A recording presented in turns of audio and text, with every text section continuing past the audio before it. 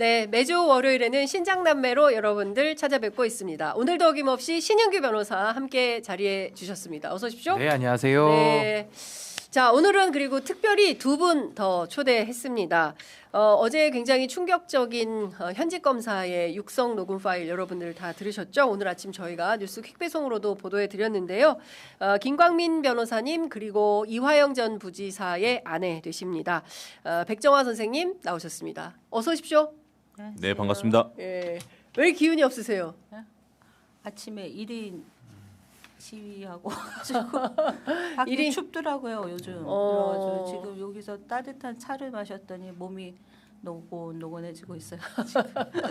아침에 매일 1인 시위 하십니까? 국회 앞에서? 월요일부터 금요일까지 예. 8시에서 9시 반까지 하고 있어요 지금. 혼자 매일 하시는 거예요? 아니 저희가 하니까 또 예. 따라서 같이 한 4분 정도 같이 옆에서 도와주고 계셔서. 네. 어. 피켓 어떤 거 들고 하십니까? 아 보여드려도 돼요? 네네네 보여주세요. 예. 이거 하고요. 조작 수사 피해자 예, 이화영 진실 규명 및 석방을 위한 시민행동 이화영을 석방하라. 그리고 예, 여기 조작 수사 검사 구속하라. 이름은 없네요. 예, 그 이름에 대해서 저희가 오늘 얘기를 좀 해봐야 될 것 같습니다. 고맙습니다. 지금 며칠째 그러면 국회에서 3월 2일부터 했으니까 이제 했고 예, 또 3월 달까지만 하기로 했는데 네, 국정조사가 또 50일을 한다니 예. 또 국정조사 때까지 해야 된다 예. 하고 어떠신 분은 나올 때까지 해야 된다 그래서 모르겠어요. 석방될 때까지 해야 된다. 아직. 네. 또 어떤 분들은 국정조사할 때까지 해야 된다. 그 또 생업도 하셔야 되잖아요. 그러니까 여기서 오전에 하고 예. 오후에 가서 하고. 예, 생업하시고. 네. 근데 제가 이렇게 모시고 계셨던 할아버지 한 분을 제가 요양보호사했는데 며칠 전에 돌아가셨어요. 그래가지고 예. 제가 다행히 조금 쉴 수 있는 상황이 됐어요. 근데 다른 데로 또 잘 마련해서 가봐야 될 것 같아요. 지금 그러니까 요양보호사로 생계를 유지하시면서 네, 지금 그 남편의 석방 운동을 하시는 거죠. 네. 그 이 구속동지 석방 운동 몇 년부터 하셨어요? 구속동지 예전에 민가협, 민가협. 육아협 네. 이런 데서 1980 저가 81학번이거든요. 네. 그러니까 졸업하고 나서 85년도에부터 예, 민청년에서 일했거든요. 예. 그때 저희 민청년 동지회 여러분들이 예, 민가협, 육아협을 같이 예. 많이 지원해서 예. 일을 했었습니다. 예. 그래가지고 그때 좀 하고 이제 또 한갑 넘어서 또 하려니까 힘드네요. 예, 거의 40년째 이런 그 구속동지 석방 운동을 하시는 것 같네요. 아니요, 지금은 저희 남편 것만 하니까 예. 좀 그때는 연합도 잘 되고 예, 구치소 가서 샤우팅도 하고 예. 뭐 이렇게 물품 같은 것도 옥바라지도 같이 하고 그랬는데 요즘은 또 철저히 고립돼 있는 것 같아요. 그래서 네. 저는 변호인 조력이라도 예. 같이 할 수 있는 데가 있으면 너무 좋겠다. 사실 변호사비가 제일 문제거든요. 예, 옆에 그래서 변호사 나와 있습니다. 여기 말고 그래서 그런 예. 것들이 조금 체계적으로 되면 좋겠다. 이러면은 억울한 사람들이 가서 좀 저렴하게 이런 법률적인 서비스를 받으면 좋겠다. 이런 게 당 차원이나 뭐 이런 네. 데서 좀 마련됐으면 좋겠다라는 아쉬움이 있네요. 예. 네. 그 옛날에는 민변에서 그런 거 많이 했는데 요새는 민변이 그런 거 안 해주나 안 하고 그런 거 있어요. 없어요? 네. 민변 왜 안 하시는지 묻겠습니다. 그거 아니요, 민변이 좀 해줘야 되는데. 정치적인 거에 대해서는 또 되게 어려워하시더라고요. 민변에서도 그러니까 거기다- 이 사건 초반에 민변에 많이 도움을 요청하셨을 텐데 그때 좀 꺼려했다는 거죠, 민변도. 그런 것도 있고 저희 사건이 이상하게 꼬여서 뭐냐면 이게 수사 자료가 박스로 막 20박스예요. 그러니까 그걸 어떻게 보느냐 이러신 분이 있고 이거를 하셨던 분들이 다 압수수색 당했어요. 서 변호사님 사무실 또 압수수색 하겠다고 네, 검사들이 서민석 변호사. 예. 그리고 현근택 변호사님이 실제로 현근택 변호사 압수수색 당했죠. 당했고 예. 기소까지 됐죠. 기소도 됐죠. 예. 그러니까 우리도 압수수색 당하면 어떻게 하냐 이런 것들이 되게 힘들었을 것 같아요. 입장은 이해해요. 그런데 김광민 변호사도 압수수색 당하지 않았어요? 저는 안 당했어요. 안 당했어요? 근데 고소고발 고소고발을 엄청 많이 여섯 당했 건 당했어요. 6건. 하나하나 우리 얘기를 좀 풀어가 보도록 하겠습니다. 어제 그 전용기 김동완 의원 두 의원이 긴급 기자 간담회를 열었는데요. 앞서 이제 저희가 오늘 하루 종일 말씀드리는 것처럼 2023년 6월 19일 현직 검사 박상용 그다음에 이제 그 이화영 전 부지사의 변호인이었던 서민석 변호사의 통화 녹음 일부가 공개가 됐습니다. 그 다시 한번 환기하는 차원에서 녹음 파일을 일단 같이 한번 들어보고 말씀을 좀 나눠보도록 하겠습니다. 첫 번째부터 순차적으로 두 개의 파일을 같이 들어보도록 하겠습니다. 지금 뭐 사실은 이화영 씨가 사실은 그 법정까지 유지시켜줄 그런 진술이 저희가 필요한 거고, 실제로 그 이재명 씨가 완전히 주범이 되고 이 사람이 종범이 되는 식의 자백이 있어야 저희가 그걸 할 수가 있고, 그 다음에 뭐 공익제보자니 이런 것들도 저희가 다 해볼 수가 있고, 그 다음에 그 보석으로 나가는 거라든지, 그 다음에 추가 영장을 안 한다든지 이런 게 다 가능해지는 건데, 저는 지금 상태에서는 이도저도 아닌 게 되는 상태라서 이게 뭐 어떻게 되는 건가? 이거를 정말 다 알고도 이렇게 하시는 건가? 저는 계속 그것 때문에 답답해가지고 전화를 드렸습니다. 일단은 알겠습니다. 지금 추가 수사들은 제가 다 못하게 하고 있습니다. 일단 추가 수사들은 이화영 씨 말하고 나서 원래 그 다음날 영장 청구했는데 그것도 제가 못하게 했고요. 지금 아마 재증언하라는 것도 막 지시가 내려오는데 그것도 제가 못하게 하고 있고, 몇 번 부르겠지만 에 대한 본격적인 수사나 뭐 이화영 씨 그때 날인 거부한 거에 날인하라든지 그런 내용 없고요. 그다음에 김성태가 진술하는 임대금으로 준 뭐 한 달에 뭐 2, 3천만 원씩 줬다는 부분도 지금 저희가 김성태를 따로 불러서 뭐 압박하거나 그거에 대한 추가 수사를 하거나 안 하고 있습니다. 그러니까 어쨌든 간에 이화영 씨 그 협조해 주신 점에 대해서는 충분하게 저희도 노력을 하고 있는 부분입니다. 대단히 충격적인 내용이에요. 그런데 우리 언론이 오늘 보니까 기사를 세게 안 썼습니다. 다 정치면 하단에 깔아놓았던데, 일단 김광민 변호사님께 저 스토리를 좀 설명해 주시면 좋을 것 같아요. 두 가지의 녹음 파일이 어떤 배경에서 어떻게 나온 것인지 설명을 좀 해주십시오.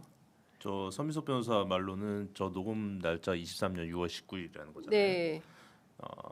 23년 5월 17일 날 이화영 부지사가 소위 말해서 항복을 했고, 예, 항복. 항복을 했고, 그러고 나서 이제 6월 초부터 진술이 시작이 되고요. 예. 6월 19일까지, 6월 18일 날도 조사를 했는데, 6월 19일까지는 이재명에게 직접 보고했다라는 진술 외에 대부분의 진술이 나왔습니다. 그래서 저 녹취록 보면 박상용 검사가 지금 이 상태로 하면 뭐 이도저도 아닌 게 된다, 뭐 답답하다라고 얘기하잖아요. 저게 무슨 의미냐면 웬만한 진술을 다 했는데 이재명으로 꼬링시킬 핵심적인 진술을 안 하고 있는 거예요. 그래서 이제 그 표지가 아니 뭐 여기까지 했으면 마저 다 해야 되는데 그거 안 하면 이제 이도저도 아니다, 애매하다, 이런 취지를 얘기하는 거고, 그리고 우선은 이제 5월 17일 날 항복을 하고 6월 초부터 시작해가지고 6월 18일까지 그 굵직굵직한 진술들을 했으니까 거기에 대해서 이화영 씨가 협조를 했으니 우리도 이러이러한 내용들 안 하고 있다. 뭐 이런 김성태 불러다 압박을 한다든지 등등 이런 얘기를 안 하고 있다. 이런 얘기를 하시는 거고요. 그 다음 얘기 중요한 부분은 추가로 우리가 이걸 할 수 있는데 안 하고 있다라는 얘기도 하죠. 압수수색 영장 추가로 칠 수 있는데 안 하고 있고, 뭐 이러저런 수사 안 하고 있고, 김성태 불러다가 추가로 뭐 여죄 밝혀야 되는데 이것도 안 하고 있다라는 얘기를 하잖아요. 그러한 내용들이 실제로 이화영 부지사가 최종적으로 증거 동의를 부인하고 나서 다 이루어지죠. 추가 영장 치고 김성태 불러다가 추가 압박해가지고 더 진술 받고 그걸 통해서 추가 기소까지 하고 이런 내용들입니다. 그러니까 그 실제로 당시에 이화영 전 부지사를 통해서 듣고자 했던 핵심 그 뭐 꼭지를 소위 이제 세칭 예. 이제 꼭지를 딸 만한 워딩은 뭐였다. 이재명에게 보고했다. 이재명에게 보고했다. 예. 그것만 얘기를 하면 예. 당신 보석을 풀어주겠다. 추가 영장도 안 치겠다. 네. 이렇게 노골적으로 딜을 한 거예요. 그 사모님께서도 그 즈음에 네. 정신 차려 이거 즈음인 것 같은데요. 그 서민석 변호사로부터 어떤 내용을 주로 들으셨어요? 서민석 변호사한테 들은 것도 있고 네. 이번에 그 특별 면회가 있었어요. 그래서 언제요? 최근에 최근에? 예. 그래서 이때 어떤 이제 대표님이 거기 가셨는데 예. 그때 박상용이 했던 워딩이 뭐냐 정확히 얘기해달라 그랬어요. 네. 그랬더니 이재명한테 보고했다. 그거를 얘기해라. 그래서 몇 번을 했냐 물어봤더니 20번 정도 했다고 얘기를 하더라고요. 20번. 네. 그러니까 박상용 검사가 20번이나 요구했다는 건가요? 네, 얘기를 했대요. 직접. 그래서 이번에 국정조사에서 저희 남편이 증인으로 나와서 예. 그런 게 다 밝혀졌으면 좋겠어요. 아. 그래서 아마 제가 알기로는 80 몇 회? 예. 80 몇 회 그 조서를 쓰러 예. 수사 갔는데 거기에서 20번 이상은 그렇게 얘기했다고 하더라고요. 그러니까 20번 이상 박상용 검사가 이재명에게 보고했다라는 진술을 해라. 진술을 해라. 라고 이제 요구를 했다라는 거죠. 그런데 박상용 검사가 계속 이화영이가 술술 부는 와중에서 저렇게 됐다 하고 이제는 또 녹취가 나오니까 뭐라 그러냐면 서민석 변호사가 제안을 했다 하고 네. 자기는 빠져나가고 있잖아요. 예. 이거는 진짜 3자 되면 해야 되지 않겠어요? 3자 되면 해야 된다. 예, 그래서 그러니까 이화영, 서민석, 그다음에 박상용 세 사람을 그 국정조사 현장에 셋 다 싹 나와가지고 누가 진실이 어떻게 되는 거를 확인을 해야 된다. 네. 예. 아니 저 통화 녹취 보면 네. 사실은 저렇게 내밀한 이야기를 그 피의자 변호인한테 핸드폰으로 전화해가지고 다짜고짜 얘기하지 않을 거 아니에요. 네. 그 전에 빌드업된 게 수없이 많이 있으니 예. 그리고 이화영도 어느 정도 이해하고 있고 예. 서민석 변호사도 이 내용에 대해서 어느 정도 이해하고 있는 상황에서 예. 전화를 해가지고 그 아주 구체적인 딜을 얘기하는 거예요. 예. 전화 내용을 보면 예. 저걸 어떻게 아무 빌드업도 안 된 상황에서 생뚱맞게 전화해가지고 갑자기 전화해서 아니 뭐 이거 해주면 내가 해줄게 이렇게 얘기할 수가 없잖아요. 그러니까 그 전에 이미 이화영에게는 수십 차례 네. 요구를 했고 예.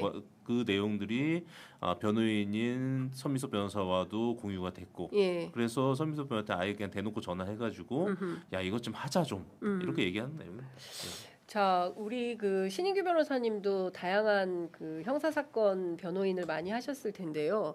실제로 현직 검사가 저렇게 이야기를 합니까? 그러니까 저런 일들이 왕왕 있습니까? 그러니까 이제 대한민국의 형사사법 제도에 뭐 플리바게닝이 정식으로 도입은 안 돼 있기 때문에 사실 네. 이제 저런 식의 뭐 양형을 놓고 서로 이렇게 뭐 딜을 한다 그럴까요? 이게 뭐 암암리에 할 수가 있는지 그런 상황 속에 있지만 지금 저 상황은 그 상황을 저는 뛰어넘는 걸로 보이거든요. 그러니까 예를 들면 박상용 검사가 이야기한 게 이제 본인이 답답하다. 근데 그 답답함의 이유는 이재명 네. 저 이재명 씨라고 표현을 하는 그러니까 네. 이재명 당시 대표에게 올라가는 어떤 수사, 그러니까 표적 수사가 답을 정해놓고 하고 있는데 그게 잘 안 되니까 지금 본인이 답답하다는 얘기를 하고 있고 예. 거기에 대해서 협조를 해주면은 본인들이 이러이러한 것들을 혜택으로 좀 서로 이렇게 보답으로 좀 해주겠다는 식으로 제안을 지금 하고 있기 때문에 네. 저는 저 정도의 중요한 사안이면 저거 다 수사 보고서에 다 기재를 해놨어야 될 텐데 아마 안 했을 가능성이 저는 매우 높다고 보거든요. 그러니까 아까 우리 사모님 말씀하신 대로 결국에는 이거는 국정조사를 통해서 타 관계자들 불러가지고 국민들 앞에서 이거는 말을 한번 다 쏟아내고 맞춰보는 수밖에 없겠다. 그래서 결국에는 이 조작과 회유가 1이라도 발견이 되면 거기에 대해서는 뭐 당연히 이제 국민들이 윤석열 시대를 겪으면서 많은 분들이 의혹을 지금 강하게 갖고 있는 거기 때문에 전 그렇다라고 한다면 이게 과연 박상용 검사 혼자서 할 수 있는 일이겠느냐. 당시에 뭐 부장 검사 밑에 있는 수준의 평 검사가 할 수 있는 일은 아니라고 보여지기 때문에 아마 그 윗선까지도 이거는 좀 더 깊이 있게 더 뭐 조사 내지 수사가 더 들어가야 되지 않나라는 생각이 듭니다. 그래서 어제 입장문을 냈더라고요. 네, 수원지검에서. 예. 그래서 박상용을 옹호하는 그렇게 얘기했는데 이제 거기서도 슬슬 움직이고 있는 것 같은 생각이 드는데요. 예. 박상용이 다 자백했습니다 이미. 그리고 저 녹취록에도 나오잖아요. 예. 영장 청구 올라왔는데 자기가 막았다. 추가로 이런 수사하라고 하고 있는데 근데 그것도 제가 안 안 하고 하고 있다. 있다. 그러니까 박상용에게 뭔가 지시하는 게 있고 그걸 내가 막고 있다라는 얘기를 하고 있잖아요. 그렇죠. 예, 그 예. 이미 뭐 박상용이 자백한 거고. 예, 그 윗선이 있다라는 예, 것을. 이미 그 전에도 박상용은 입장문을 통해서 이렇게 굵직한 사건 같은 경우는 위에서 다 보고 있다. 음흠. 거기에 대해서 전부 다 보고하고 있다. 나 혼자 할 수 있는 일이 아니다라고도 얘기를 했고. 네. 뭐 이미 그리고 어제 이제 사모님 잠깐 말씀하셨는데 이 녹취록이 등장을 하자마자 드디어 등판했습니다. 예, 수원지검 그 당시 수원지검장부터 해가지고 네. 부장판사, 차장판사까지 전부 다 공동으로 입장 내서 이거 있을 수 없는 일이다라고 그 입장문 내고요. 이제 네. 드디어 등판한 거예요. 예. 배우 그리고 세력들이. 상식선에서 우리가 보더라도 당시에 이재명 대표라고 하면 야당 대표이자 국회의원인데 그 야당 대표를 수사하는데 어떻게 윗선에 지휘 감독이 오히려 없다고 하면 그래도 이상해요. 사실은 네. 상대가 상대인 만큼. 그러니까 저는 이 부분에 대해서는 충분히 이건 윗선의 존재가 예상되는 사안인데 거기에 대해서 박상용 검사가 저렇게 또 자백까지 하다 보니까 이제 맞춰지는 거죠, 그게. 네. 그럼 이제 앞으로 알아갈 것은 그럼 그 윗선이 뭐 어디까지냐. 당시에 뭐 정말 극단적으로 보면은 한동훈 법무부 장관의 승인까지 예. 있었던 거냐, 아니면 그 밑에 검사들 사이에서 이게 윤석열과 어떤 직통을 통해 가지고 밑에서 한 거냐. 그 주범 몸뚱이를 이제 찾아가야 되는 거 아니냐. 그러니까 그런 생각이 듭니다. 이 조작 기소 사건의 몸통이 기획자가 그걸 누구냐. 찾아야 되는 그러니까 이를테면은 이제 용산의 오더를 받아서 수원지검이 자발적으로 한 거냐, 아니면은 용산 법무부에서 그렇죠. 뭐 검찰에서 수원지검 이렇게 이어지는 라인이 있었던 거냐. 그럼 이 자체가 특검거리 아닙니까? 그거 명확해요. 그 당시 수사가 수원지검에서 형사 6부랑 공공수사부가 들어왔습니다. 형사 6부와 예. 공공수사부. 그럼 형사 6부와 공공수사부면 부장이 2명이잖아요. 그럼 결국 이거 컨트롤할 수 있는 사람은 부장급 이상이겠죠. 네. 최소 차장인 거고. 예. 그다음에 또 하나는 그 당시에 등판해가지고 사실상 진두지 비슷하게 했던 분이 수원지검장하고 부산 고검장까지 했던 조재현 변호사예요. 예. 예, 조재현 변호사의 등판은 어떻게 이루어지냐면 예. 박상용 검사가 이런 딜을 계속 이화영 부지사한테 얘기를 합니다. 예. 얘기하니까 이화영 부지사 입장에서는 예. 사실 이화영 부지사가 지금 저희가 다 잊고 있는데 여의도 짬밥만 20년이 되는 사람이에요. 그렇죠. 국회의원 출신의 그 경기도 부지사까지 예. 하고 평생 정치하신 분입니다. 예. 그러니까 이 정도 짬밥 되는 사람이 일개 평검사가 와가지고 이재명 잡아넣읍시다. 이재명 잡아넣으면 내가 당신 보석은 떼줄게라고 얘기하면 그거 어떻게 믿어요? 그러니까 내가 네 말을 어떻게 믿냐 이랬다는 거예요. 이러니까 박상용이 뭐라고 얘기했냐면 조만간 구치소에 누가 접견을 갈 겁니다. 그 사람을 만나보면 내 말이 사실인 걸. 이게 나 혼자 판단한 게 아니라는 걸 알게 될 겁니다라고 얘기했다는 거예요. 네. 그러고 나서 찾아온 사람이 조재현 변호사예요. 조재현 변호사가 수원지검장, 부산 고검장하고 퇴직한 지 1년이 안 돼 따끈따끈한 정관이었습니다. 예. 그러면 부산 고검장 출신 정관을 움직일 수 있는 사람, 예. 부산 고검장보다 높은 사람이겠죠. 그렇겠죠. 예. 예. 이렇게까지 대충 가보면 예. 이 사건은 최소 대검입니다. 최소 대검이다. 최소 대검. 예. 근데 저는 대검 이상이라고 봐요. 대검 이상이다. 네. 이 사건을 누구보다 가장 근접해서 들여다보셨기 때문에 김광민 변호사님이 추정하는 바가 거의 현실에 부합할 가능성이 매우 높은데 김 변호사님은 이 사건은 어디서 어떻게 좀 됐을 거라고 보세요? 이 사건은 사실은 이재명을 사냥하기 위한 일련의 과정들, 뭐 대장동, 백현동, 성남 등등등 하다가 최종적으로 가장 단시간 내에 가장 빠르게 이재명을 잡을 수 있는 사건으로 마지막으로 낙점된 사건이죠. 네. 낙점된 사건이고 저 녹취록이 나온 시점에 이미 당시 수원지검에서는 이재명의 소환 그리고 이재명의 구속영장 청구까지 네. 플랜이 다 잡혀있던 상황이었습니다. 예. 그래서 저 녹취록을 보면 박상용 검사 무슨 얘기를 하냐면 법원에까지 끌고 유지될 수 있는 진술이 필요하다. 이런 얘기를 하잖아요. 그게 제일 중요한 거 아니에요? 예. 그 당시에 이미 6월에 그 이화영을 통해서 이재명 꼭지를 따고 7월에 이거를 법원에서 증거 동의를 받고 받자마자 바로 이재명 소환해서 진술 받고 서울중앙에서 영장 친다는 1년의 타임 테이블이 다 나와 있었습니다. 당시에 그런 상황이고 근데 계속 우려가 됐던 거는 조금만 더 하면 이화영이 진술은 할 것 같은데. 네. 근데 현재 이화영의 태도로 보면 저 진술을 법원에 가서 뒤집어 엎을 수 있을 것 같다. 네. 이 우려가 계속 됐던 그런 시점이에요. 그게 불안했다라는 거죠. 예. 그러니까 요거까지 막아야 되니 예. 서민석 변호사한테 대놓고 예. 파격적인 조건들을 얘기하는 거예요. 이런 조건들이 있으니 있고, 그리고 안 하면 반대로 너 죽는다. 그러니까 법원에 가서 딴소리 하지 마라. 이거는 흡사 군사 독재 시절에 네. 안기부랑 검찰 동원해서 온갖 고문해가지고 자백 받아내고 법원 가서 이거 나 고문 통해서 한 허위 자백이었어요라고 뒤집어 엎는. 뭐 그때는 법원에서도 통하지는 않았죠. 그건 똑같은 상황인 거예요. 근데 이게 저는 사실 그 데칼코마니처럼 반대되는 사건을 보면 누가 움직였는지가 좀 드러날 수 있다고 보는 게 사실 김건희 사건은 덮은 거잖아요. 그러니까 지금 이재명 대표는 당시 이화영 부지사랑 해서 여기는 이제 칼을 휘두른 쪽이고 그렇죠. 이제 자기들 거는 이제 덮은 거 또 똑같은 구조인데 네. 그때도 이게 지금 다 이해관계로 보면은 쉽거든요. 그러니까 김건희 같은 경우도 자기 사건을 덮기 위해서 권력을 이용하고 본인이 뭐 당시에 그렇죠. 뭐 여러 가지 지금 얘기 나오는 거 보면 이창수 중앙지검장 앉혀가지고 뭐 거기서 좀 메신저로 다 이렇게 했다고 하는 게 이제 드러나고 있잖아요. 맞습니다. 그럼 이것도 반대로 가장 이재명 당시 대표를 정치적으로 제거를 하자는 이 기획하에 나온 건데 그 제거되면 누가 이득을 보겠습니까? 당연히 윤석열 쪽에서 이득을 보는 정치적 이익의 관점에서 본다면은 전 이거는 대검 그 위에서 할 수밖에 없다. 왜냐면 대검 검사들도 자기가 직접적으로 받는 이해관계는 없잖아요. 네. 결국 정치 권력이 어떻게 되느냐에 따라 본인들이 부수적 그 부스러기를 어떻게 먹느냐의 문제이기 때문에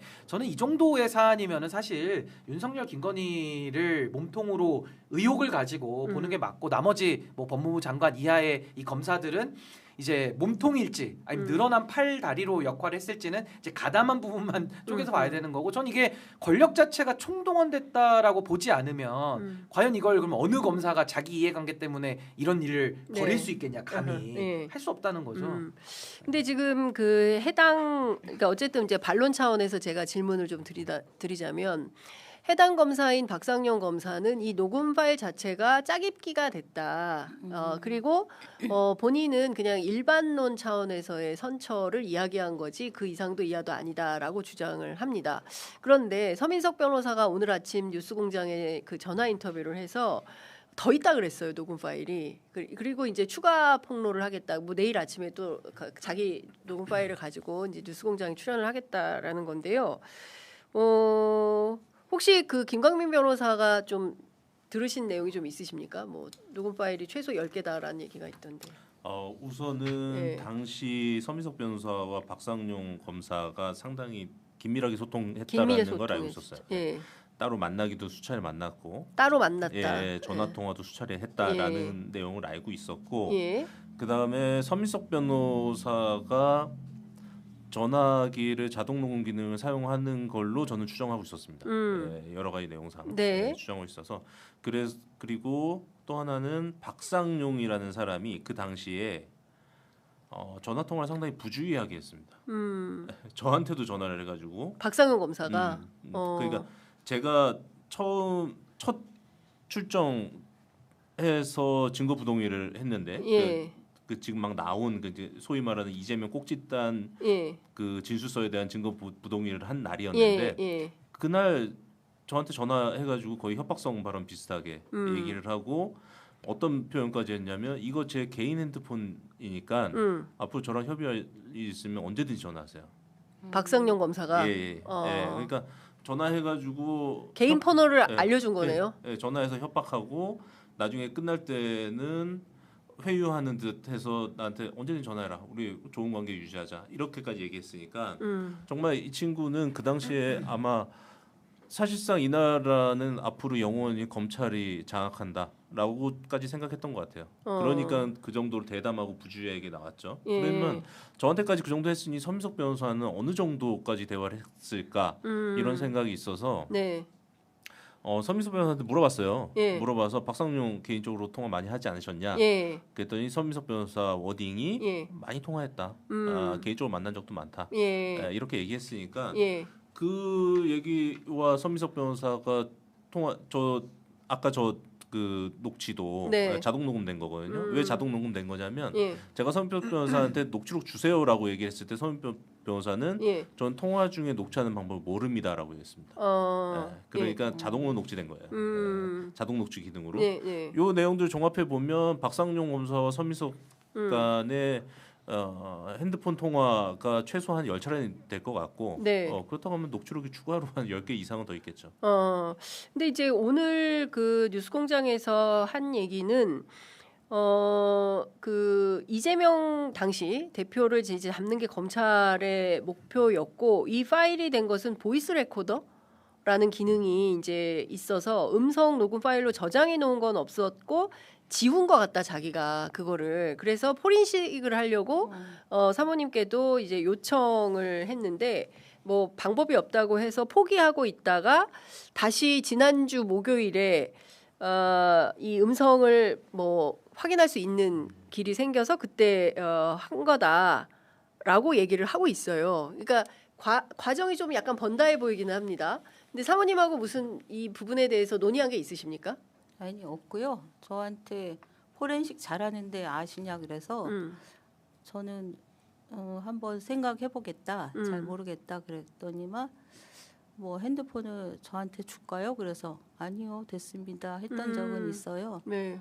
근데 그게 뭐 중요해요. 일단 나왔으니 됐고 네. 그분이 용기를 내서 이런 제가 봤을 때 저희 남편이랑 가장 목격한 저희 남편하고 제 최전선에서 목격했던 분이셔요. 예. 그러니까 이런 귀중한 녹취도 있었고 이게 나왔기 때문에 아 우리 남편이 거짓말쟁이가 아니라는 게 밝혀졌잖아요. 예. 그래서 저는 고맙게 생각해요. 예. 그래서 예. 근데 그 과정에서의 뭐 지난한 과정들은 이제 좀 더 네. 얘기 안 했으면 좋겠고 네. 저한테는 그 정도 얘기했습니다. 아, 네. 그렇군요. 네. 근데 아까 5월 17일에 이제 이화영의 항복 선언이 있던 날이다. 이게 이제 연어회 술 파티 네네. 있던 날 아닙니까? 예. 그러니까 그날 사실상 이화영 당시 평화부지사가 아 이거 내 힘으로 어떻게 할 수 있는 일이 아니겠구나. 그래서 검찰에 협조해서 어떻게든 빨리 나오는 게 차라리 낫겠다라는 선택을 한 날로 봐야 됩니까? 그날 그러니까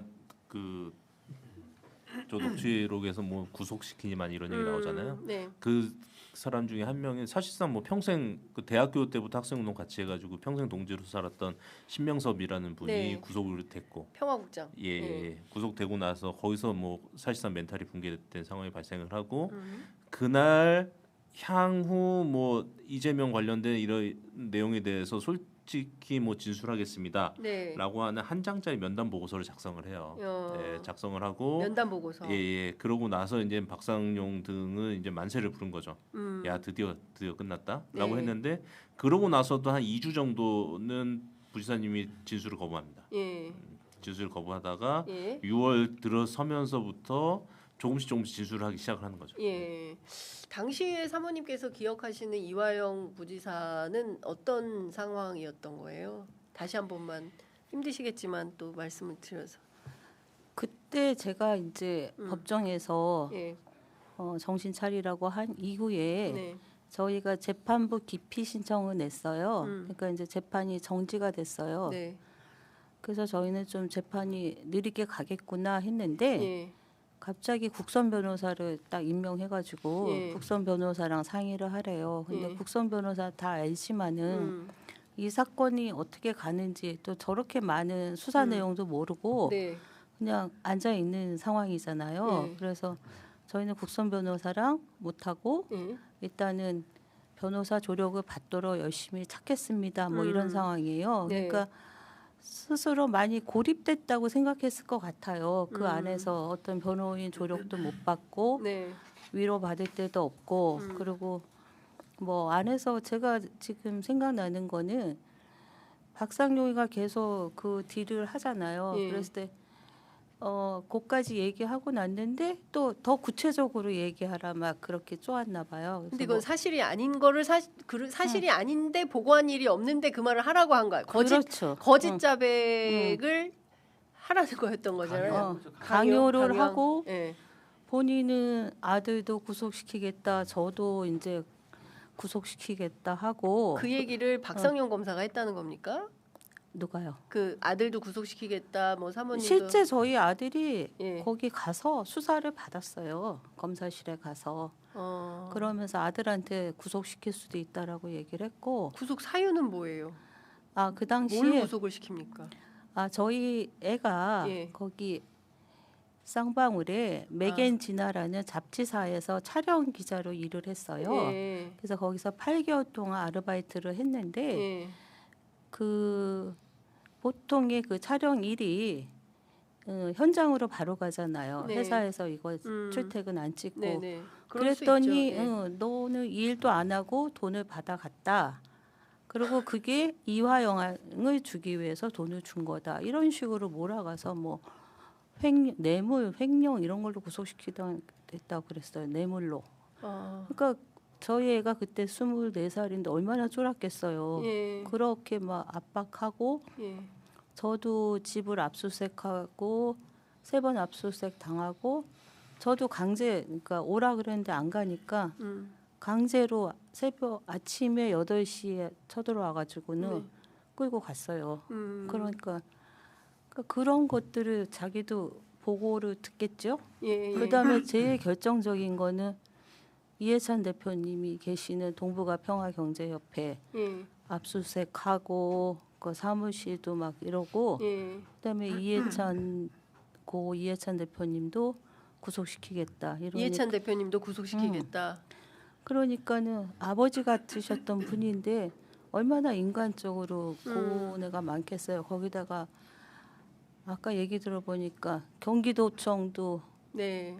5일간 있으면서 5만 건의 5만 건? 두 달 두 달 동안 네. 5만 건의 압수수색하고 이게 사람이 할 짓이에요. 그렇게 하면서 그거 다 얘기 듣겠죠. 나로 인해서 이렇게 주변이 탈탈 털리고 이렇게 힘들구나. 아예 그냥 쟤네가 얘기하라는 대로 얘기하고 나와서 자기는 재판을 하면서 이거를 밝혀야 되겠다. 더 이상 피해 안 가게 해야 되겠다는 생각을 했겠죠. 그러다가 신명섭 씨가 구속이 되니까 쟤네들 정말 쟤네 말대로 되는구나. 쟤네들 또 하겠구나. 이런 겁이 났던 것 같아요. 예. 그래서 자기가 막아야 되겠다. 일단 예. 그래서 했는데 나중에는 내 뭐 보고했다고 2차례 얘기를 했는데 예.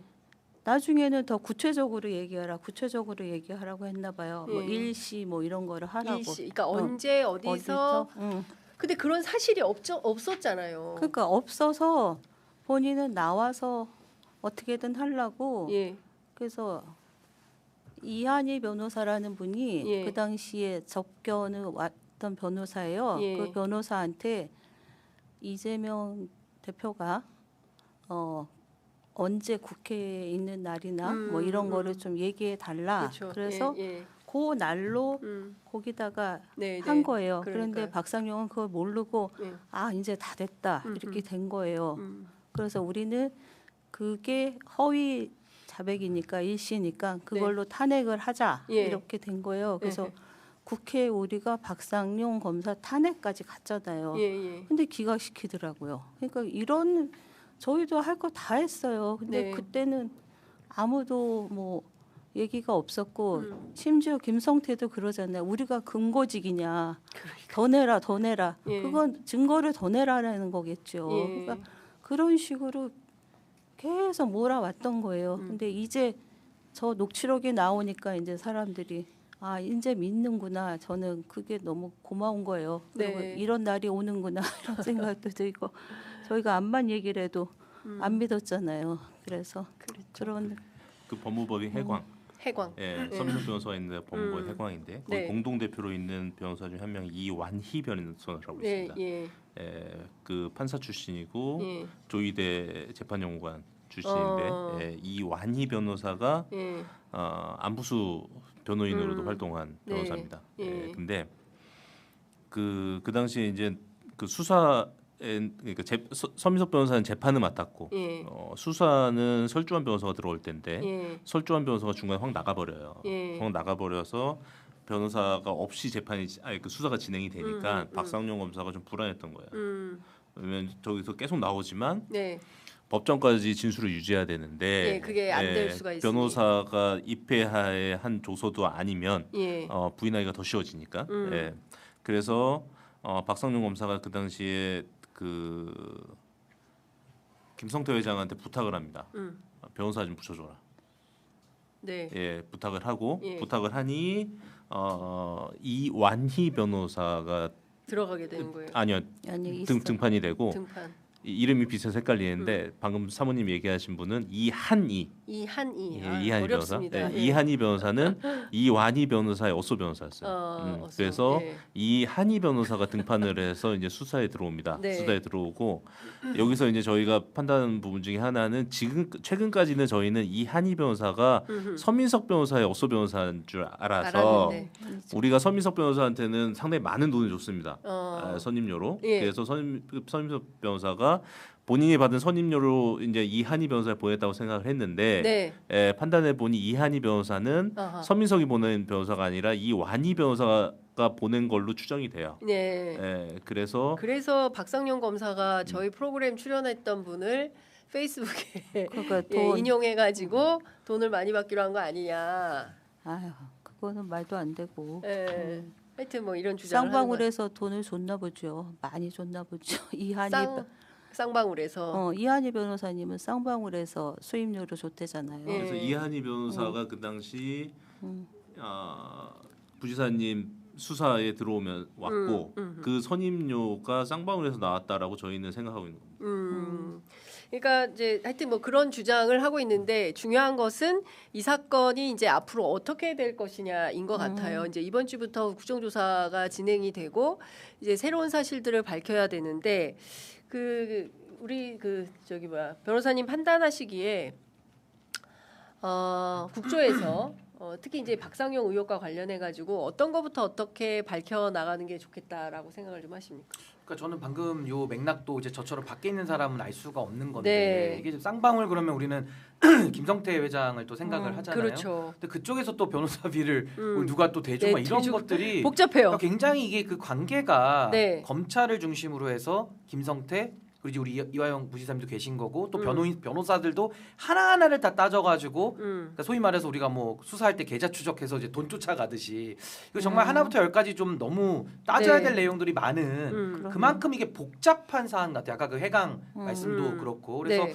이게 저는 뭐 이번 국정조사를 통해서 뭐 시간이 이렇게 뭐 짧은 건 또 아니니까 좀 침착하게 이 대북 송금 사건이 저는 지금 많은 그 조작 회유 사건 중에 가장 핵심이라고 보고 하나가 발견되면은 나머지들은 좀 쉽게 갈 수 있잖아요. 그러니까 전 이제 박상용 검사 목소리까지 전화 녹음이 나온 차제에는 정말 성역 없이 당시에 뭐 박상용 검사 위까지도 다 봐야 되는 것이고 당시에 뭐 변호사들도 뭐 아까 나오신 거 보면 뭐 설주환 변호사 얘기도 나오고 그러게. 또 지금 그 해광도 예. 뭐 판사 출신 그 펌 같은데 거기도 네. 지금 그 서민석 변호사나 뭐 이완희 변호사 또 그 밑에 어쏘 변호사들 지금 이거 다 따져봐야 될 것 같아요 하나하나를 그래서 저는 이게 참 복잡은 한데 딱 핵심만 찝으라 그러면은 누가 검찰과 같은 편 먹고 다 했냐 이게 핵심 같거든요. 그러면서 이 조작 회유 이렇게 해서 이재명 당시 대표를 겨냥한 이제 이런 골격으로 보여지기 때문에 저는 조금 복잡은 하지만 국정조사를 통해서 또 하면 못 밝혀낼 건 없다. 예, 네. 그래서 굉장히 요 시간이 앞으로 한 2-30일이 좀 중요할 것 같습니다. 예.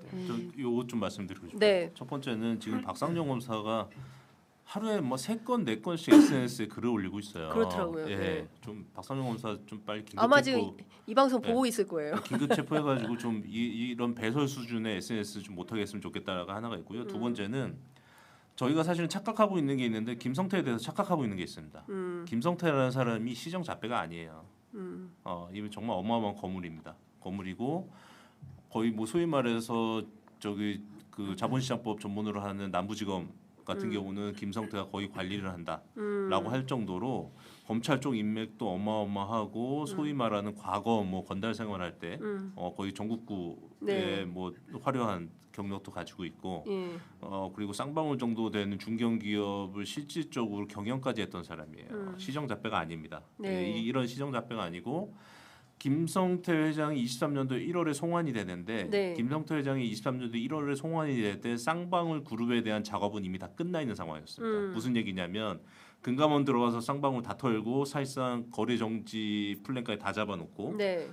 김성태를 제외한 쌍방울의 임직원들 수백 명 불러다가 조사해가지고 그림 다 만들어놓고 그러고선 김성태 회장이 딱 들어왔을 때는 네. 뭐 사실상 그 정도 되는 거물급이 거의 무기력함을 느낄 정도까지 이미 다 세팅이 돼 있는 상황이었어요. 그 상황 속에서 그냥 박상용은 들어와서 세팅 다 된 것 같고 요리만 한 상황이었습니다. 네. 요것만 봐도 사실은 이거는 박상용 정도의 일개 검사가 할 일도 아니에요. 그건 박상용 정도 일개 검사한테 김성태라는 사람이 회유 당할 상황도 아닙니다. 네. 이 정도는 좀 그러니까 우리가 김성태를 볼 때 그냥 김성태가 언론에 보도될 때는 뭐 왕년에 조폭이었다 건달이었다 이러고 하니 야 저 조폭 건달 양아치가 박상용이랑 손잡고 뭘 했네 이렇게 생각하기 쉬운데 그게 아니다. 그럴 그 정도 시정 잡배가 아닙니다. 그러니까 저도 변호사님 말씀에 동의하는 게 이 굉장히 큰 스케일이고 아까도 이제 박상용 윗선 우리가 이야기를 했지만 그 윗선도 저는 검찰 정도에서 이건 할 수 있는 일도 아닌 것 같아요. 아니 무슨 이게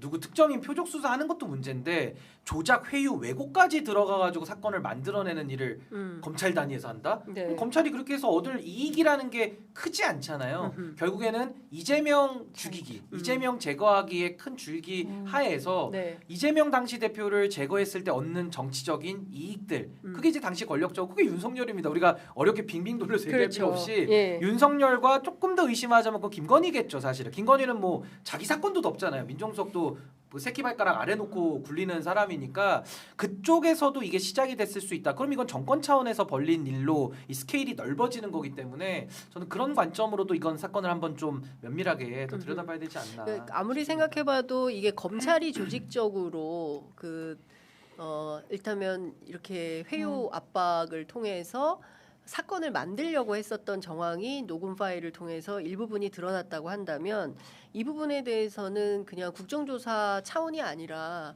특검의 수사를 통해서 밝혀야 될 내용이 훨씬 더 많은 거 아닌가라는 생각이 좀 들기도 한데 그 전에 일단 몇 단계가 좀 필요한데 일단 이 사건 억울하게 지금 감옥에 있는 분 이화영을 석방하라 이렇게 쓰고 오셨는데 공소 취소 문제와 석방 문제와 이런 것들이 다 그리고 또 보니까 서민석 변호사가 가족들과 함께해서 재심 청구하겠다라는 의견도 오늘 아침에 밝혔는데요. 이 등등에 대해서 사모님 어떤 생각이십니까?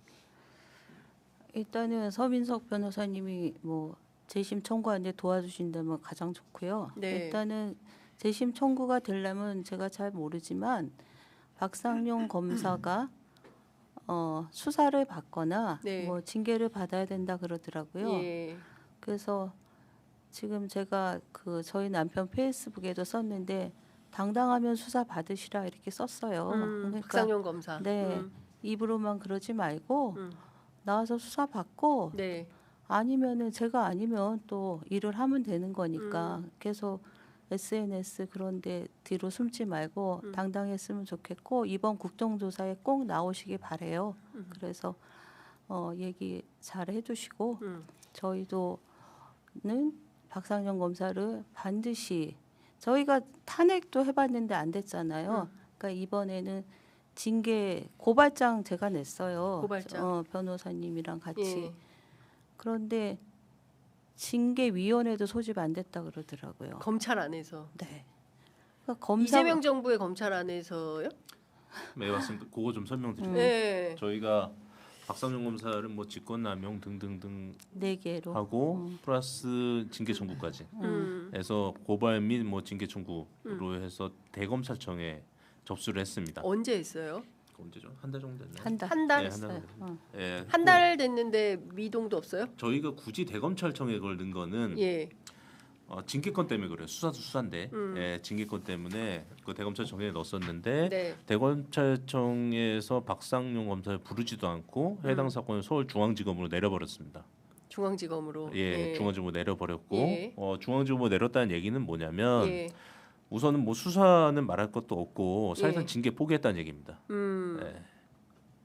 중앙지검에서 무슨 어떻게 그 인천지검에 있는 검사를 징계를 해요. 근데 지금 상황에서 이게 녹음 파일까지 나왔는데도 이게 이렇게 그냥 징계도 없이 수사도 없이 그냥 넘어갈 수 있는 건가요? 그렇지는 않을 것 같은데 어떻게 보세요? 지금 상황 보면 그래요. 예, 여태까지 박상용 검사가 수많은 그 추정되는 뭐 여러 가지 내용들이 나왔음에도 불구하고 기세 등등하게 SNS로 배설하고 종편에 나가서 떠들고 이화영 조롱하고 그랬잖아요. 네. 예, 이 상황들을 보면서 제가 무슨 생각을 했냐면 박상용은 본인의 신변 문제가 발생하지 않을 거라는 확신을 하고 있다는 생각을 했어요.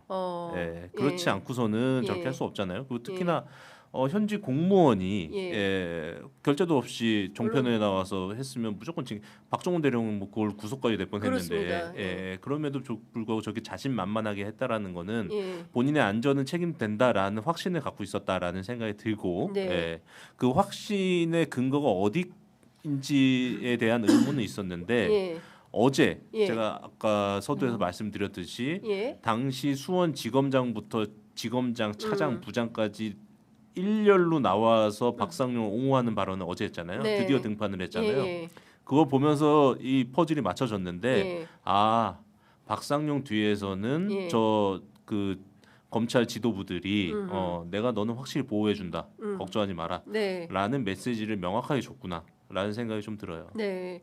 그러면 이것부터 좀 아니 근데 저는 이 문제는 좀 상당히 오래된 면은 있어서 네. 이제 우리 뭐 사모님이나 뭐 김 변호사님 애쓰신 부분에서는 좀 마음은 정말 급하죠 사실은. 그건 저도 이해는 하는데 근데 지금 이게 제가 볼 때는 법무부 차원에서 이거를 뭐 징계하고 하는 것도 필요하겠으나 저는 그 수준을 더 뛰어넘는 이 네. 사이즈가 그래 큰 보여요. 사이즈다. 사이즈가 네. 아까 말씀드린 보통 대로 사이즈가 이게 아니다. 검사들 몇 명이 장난쳤다라고 하면은 그런 방식으로 예. 처리해도 되는데 제가 봤을 때는 과연 검사 몇 명이 해서 이건 될 일은 아닌 것 같다는 생각도 좀 들어서 네. 그러니까 이제 국회가 나서는 거잖아요. 그러니까 네. 국회가 나서서 이제 마지막 보루처럼 이제 국정조사를 하는 거고 좀 국정조사가 끝나면 여론이 형성이 되잖아요. 아 국민들이 이제 아셔야 되고 이게 주장만 있는 게 아니라 어떤 진술이나 모순이나 어떤 내용들이 나와서 보강이 되면 좀 그때는 뭐 특검보다 더한 것도 할 수 있는 거니까 저는 조금 이 부분에 대해서 우리가 속도도 중요한데 네. 어떤 방향이나 어떤 강도 이런 것들도 훨씬 더 우리가 좀 밀도 이런 것도 좀 봐야 되지 않을까 싶어서 하여튼 이거는 간단하게 넘어갈 수는 없기 때문에 저는 국민들께서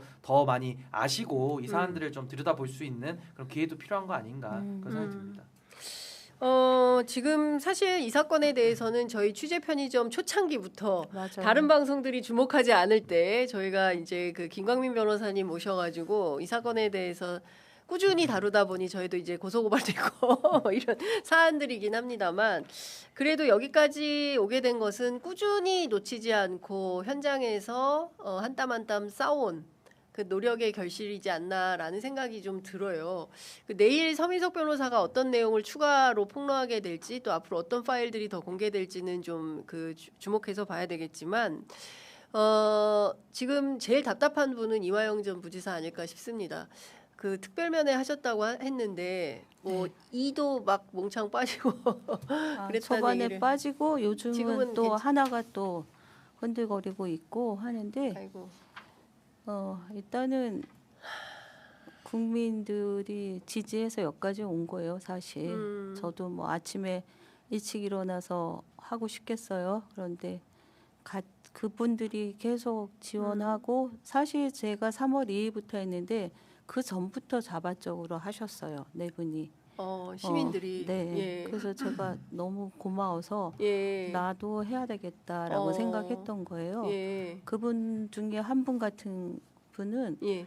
한 달에 한 번씩 꼭 저희 남편한테 편지를 쓰고 영치금을 넣어주셨어요. 제가 이번에 알고 너무 고마워갖고 예. 근데 직접 나와서 또 1인 시위까지 해주시더라고요. 이분은 그러니까 왜 이렇게 하시는 겁니까? 너무 억울해 보였대요. 저희 남편이. 이화영 부지사가. 예. 그래서 자기는 예. 그리고 재판에도 오셨더라고요. 예, 그분이. 예. 저는 이제 못 알아봤어요. 평범한 시민이신데. 네. 그래서 저보다 더 저희 남편을 진짜 예. 아무런 인연도 없으신데. 아끼고 사랑하시는구나 이런 남자분이신데 네. 제가 감동했고 왜 이렇게 열심히 하세요? 저보다 그랬어요. 했더니 너무 억울해서요. 그 사모님이 너무 진정성이 보이는데 예. 왜 언론에서는 하나도 다루지 않아요? 그래서 제가 재판에 와서 저희 남편이 그때 최후 진술하고 갈 때 뭐 예. 이런 거를 보면서 너무 그 눈빛을 잊을 수가 없대요. 그러니까 뭔가 말하고 자기가 얘기해도 이게 아무도 안 듣고 있는 상황이 자기는 이화영이가 진실하다고 자기는 너무 느꼈는데 밖에서는 그렇게 얘기하고 저분은 또 얼마나 돌아가서 암담할까 네네. 이런 생각하면서 그래서 제가 막 울었어요. 그분하고 얘기를 하면서 그러니까 그렇게 그런 분들이 이렇게 생기면서 저도 이제 열심히 하고 있고 네. 이번에 6월 8일 날 국민 참여 재판을 해요. 저희가 이제 아까도 얘기했듯이 10개 정도의 쪼개기 기소를 쟤네들이 하고 네. 이화영이 어떻게 하는가에 따라서 그거를 또 안 하겠다고 딜을 하잖아요. 그러면서 3개를 걸어놨어요. 쪼개기 기소로. 네. 그래서 그 중에 2개를 걸고 그 네. 중에 하나는 국회에 나와서 예. 연어술 파티가 있었다고 얘기한 게 또 위증이라고 예. 위증죄로 해놨어요. 그러니까 국회라는 데 와서 얘기하고 네. 그러면은 지금 그게 아닌 게 밝혀졌으면 공소를 취하해야 되잖아요. 네. 근데 안 해요. 안 하고 막 이런 과정들이 있고 해서 국민 참여 재판을 하는데 네. 여러분들이 지켜보셔야 돼요. 그러면서 이렇게 억울한 일을 당할 때는 시민의 힘밖에 없구나를 제가 뼈저리게 느껴요. 여러분들이 움직여 주시니까 네. 여론도 나가고 정확히 알라고 하고 예. 그래서 국정조사도 사실 된 거예요. 그래서 국정조사에서 잘 되는지 진짜 두 눈 똑바로 보고 볼 거예요. 그래서 네. 여러분들도 많이 제보해 주시고 예. 많이 모니터 해줬으면 좋겠어요. 예. 네. 진짜 좀 듣다 보니까 너무 억울하기도 하고 네. 한숨도 나오고 그리고 이제 그 오늘이 이재명 정부 300일째 되는 날이거든요. 300일이 되도록 이 사건은 또 왜 이렇게 침잠되어 있는 것인가. 그리고 그 사이에 여러 가지 새로운 증거들이 현출되고 있음에도 불구하고 왜 검찰과 법무부는 움직이지 않는가. 이것도 좀 납득하기가 어려워요, 김 변호사님. 저는 사실 그 질문에 대한 답변은 아닌데 두 가지 좀 말씀드리고 싶어요. 네. 첫 번째는 가석방 요건은 다 충족이 됩니다. 가석방 조건. 예, 벌금, 추징금 다 납부했고 네. 3분의 1을 넘어서 거의 절반 가량 형을 살았어요. 예. 그래서 가석방 요건이 다 충족이 되니 가석방이라도 좀 심사라도 해주시라. 네. 예, 이 말씀 하나 드리고 싶고요. 두 번째는 아까 이제 그 재심 얘기가 잠깐 나왔었는데 예. 현행법상 재심이 너무 어렵습니다. 예, 재심을 올라가는 것 자체가 너무 어렵기 때문에 네. 지금 저는 김용민 의원실에서 준비하고 있는 걸로 알고 있는데 예. 해당 법안에 이런 내용이 있는지 모르겠습니다. 그러니까 예. 윤석열 검찰 독재 체제에서 발생한 모든 검찰의 위법한 수사를 전수조사하는 예. 그런 취지의 법안을 지금 김용민 의원실에서 준비하고 있는 걸로 알고 있어요. 예. 알고 있어서 그 법안에 지금 이러한 조항이 있는지는 모르겠는데 만약에 없다고 하면 네. 윤석열 검찰 독재에서 발생한 위법한 수사에 의한 기소, 네. 재판 등에 대해서는 예. 재심을 해주는 이런 내용 이미 5.18 특별법에서 비슷한 조항이 있었거든요. 네. 이런 식의 입법으로 좀 정리를 했으면 좋겠습니다. 그렇지 않으면 네. 이화영 부시 사건 같은 경우는 박상용이 뭐 조작 혐의로 처벌을 받던지 아니면 그 해당 재판에서 주요 증언을 했던 사람들이 위증 혐의로 처벌을 받던지 네. 이런 식으로 재판으로 이 판결이 위법하다는 게 입증이 돼야 돼요. 예. 근데 이걸 입증하고 재심하고 가려고 하면 한 10년 걸립니다. 그래서 좀 이 문제도 그 이화영뿐만 아니라 예. 윤석열 정권에 발생했던 모든 사안에 대해서 구제를 받을 수 있는 내용을 국회에서 좀 입법적으로 해결해 주셨으면 좋겠습니다. 네, 할 일이 너무나 많은 것 같은데요. 아까 저는 이제 그 김 변호사님 말씀이 이제 귀에 딱 걸려서 이게 지나가지지가 않는데 박상용 검사가 혼자 이렇게 한 것은 아니고 조직적인 뒷받침이 있었기 때문에 가능하고 그다음에 이렇게 당당하게 나오는 이유는 확실하게 신변 보장을 받기 때문에 그런 거다라는 말씀을 주셨어요. 그러면 지금의 검찰, 지금의 법무부에서도 박상용 검사의 지위가 흔들리지 않을, 그래서 아까 이제 긴급 체포라도 해야 된다라고 하는데 현실로 그런 게 가능할까, 안 되진 않을까라는 우려가 또 생깁니다. 네.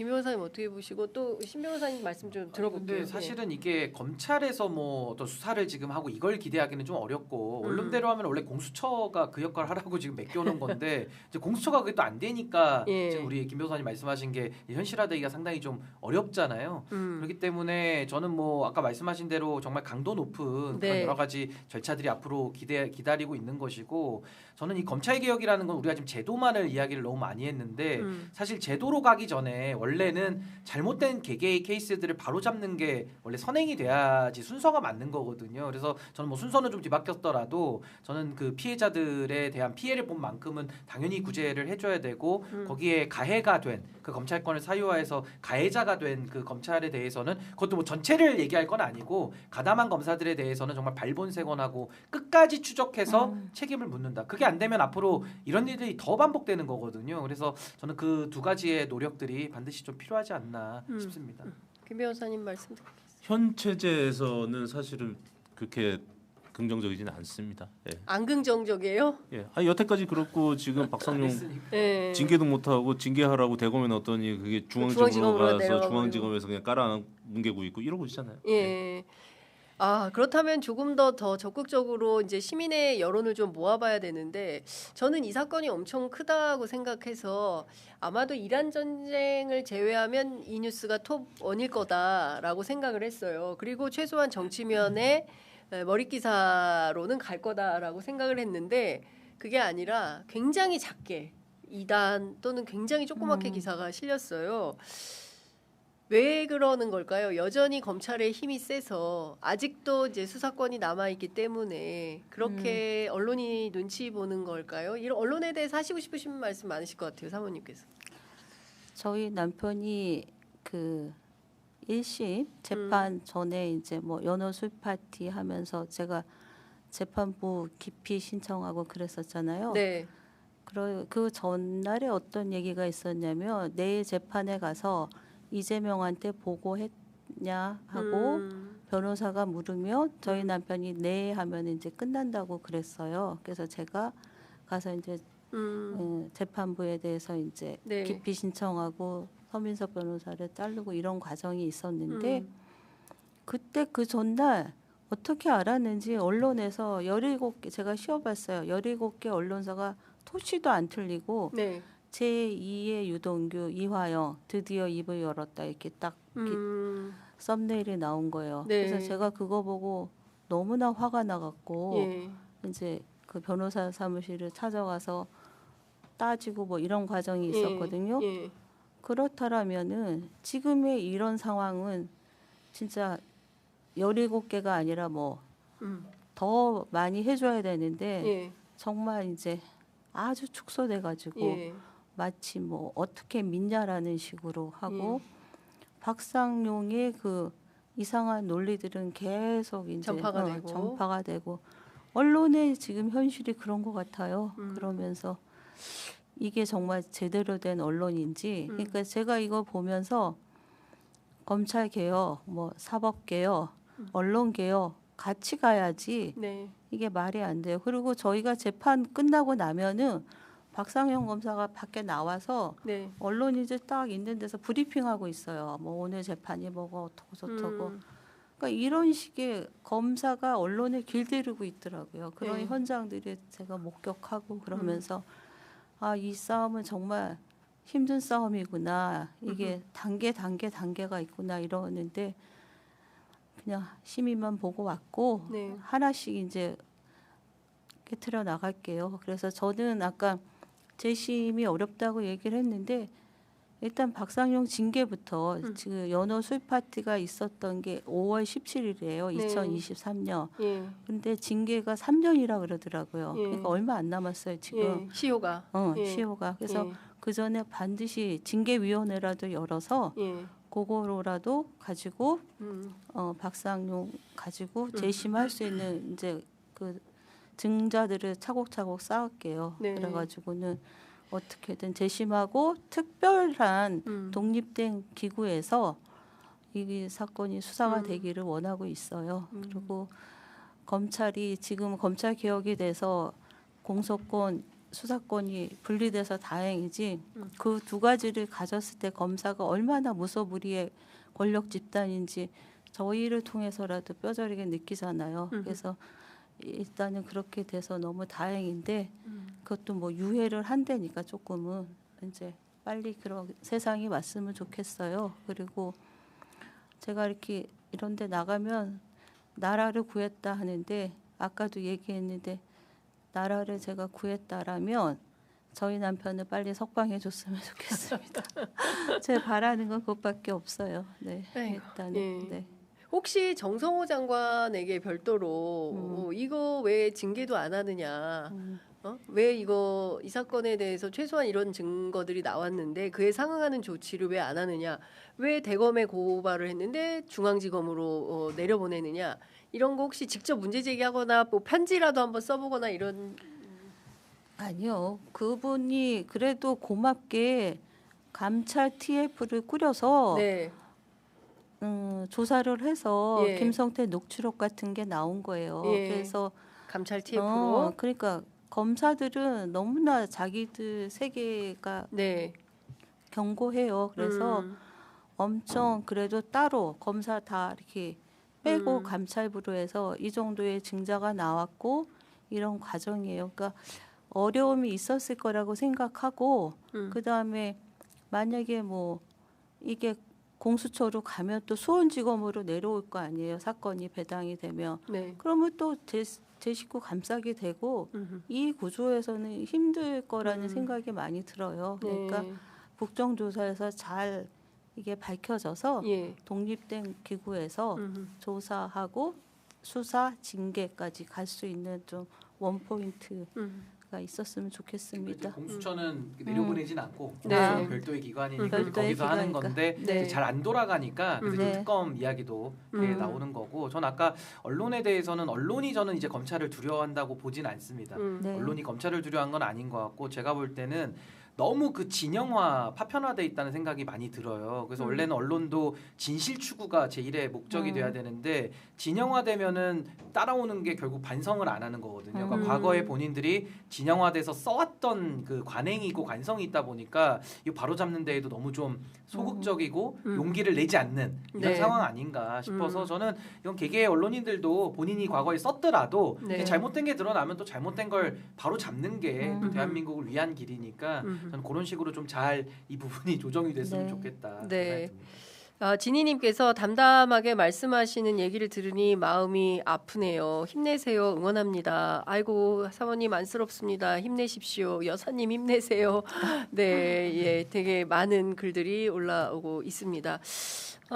사실 그 중요한 것은 진실인 것 같아요. 예, 누구도 그 진실을 뒤집어 엎을 수는 없기 때문에 그 사실과 진실 앞에서 모두가 겸손해져야 된다고 생각을 하고 과거에 본인들이 행한 잘못이 있다면 그 잘못을 인정하고 수긍하고 반성하는 것부터 제대로 된 역사가 쓰여지는 게 아닌가라는 생각이 좀 듭니다. 어려운 얘기인데 그때 이렇게 자꾸 여쭤서 죄송해요. 사모님께서 아니요. 말씀하실 때마다 더 속상하실 것 같지만 저희가 계속 여쭈게 됩니다. 왜냐하면 그때 정신 차려 이때만 하더라도 마치 이화영 부인이 이상한 사람이다. 뭐 거의 뭐 이렇게 여론이 갔었거든요. 근데 그 여론의 줄기를 바꿔간 것도 또 뉴미디어의 실천이기 때문에 끊임없이 또 말씀을 해주셔야 될 것 같다 생각하고요. 국조에 증인으로 출석하시죠. 네. 예, 저희들이 또 적극적으로 보도하면서 구비구비마다 모셔서 또 말씀을 좀 듣도록 하겠습니다. 원래 저희가 오늘 김부겸 전 총리, 예, 오늘 출마가 오전 10시여서 그에 대한 이제 정치 분석을 좀 하려고 했는데 또 갑자기 어제 녹음 파일이 나오면서 또 이렇게 변화된 정세에 능동적으로 대응을 하다 보니 또 상황이 이렇게 됐습니다. 예, 관련된 소식은 종합 정리해서 내일 또 보도해 드리도록 하겠습니다. 오늘 세 분 너무 감사합니다. 말씀 잘 들었습니다. 고맙습니다. 네, 고맙습니다. 감사합니다.